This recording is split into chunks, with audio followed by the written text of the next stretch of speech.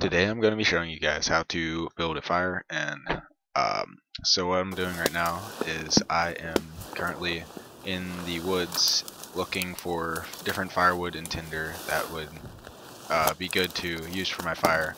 Um, so as you can see, I'm in the woods. I find this down tree, and I've known previously it's been there for a while, so it's pretty dried out. And since you can see the snow on the ground, you're going to want to find some wood and stuff that is dry, because the stuff on the ground is going to be pretty damp.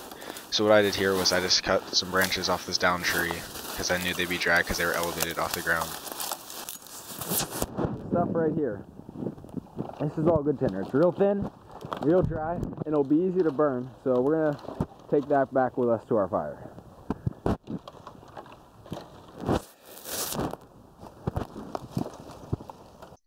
Alright, so as you can see here, I am lighting up a tinder bundle I formed from some dry grass. And so right now what I'm doing is I'm shaving in some of my magnesium stick because I'm going to be lighting the fire with magnesium stick. So what I'm doing is I'm just putting some fine shavings into a bundle of dry grass, and then I'm going to use the sparks from the stick to light it on fire, as you'll see here in a second. So just as I'm about to be done with this, here I go with the sparks. And there the fire is. So what you do, you just want to take those shavings and put them all in a nice pile with them all together on a really dry tinder, like grass, like I said. And also have material right at the ready, because as soon as you light it on fire, you're going to want to start feeding the fire with whatever you have. Other than that, though, what you want to do then is just take the side of the magnesium stick and begin to shoot sparks onto the magnesium to catch a flame, and that will then light your tinder on fire. So as you can see, I got the fire going, and it was successful in not that much of time at all.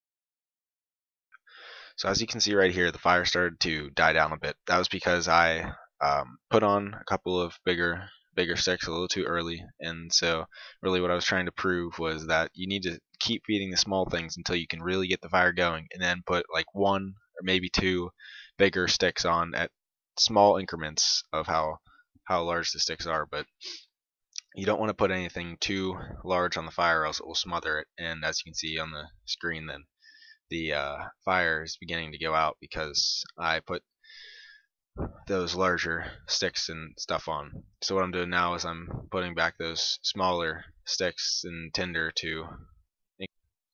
Now that you have the fire going pretty good, you got a decent flame, you want to start putting on some larger logs.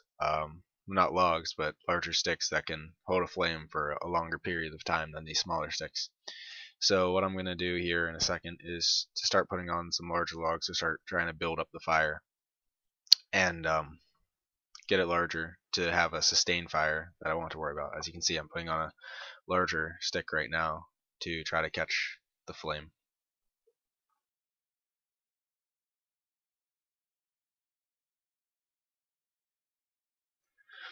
After a while of continuous upkeep to the fire, and I've kept putting on some larger sticks and kept it going, you can see how big the fire's gotten, and it's gotten to a point where I can put on pretty much any size log and it will catch.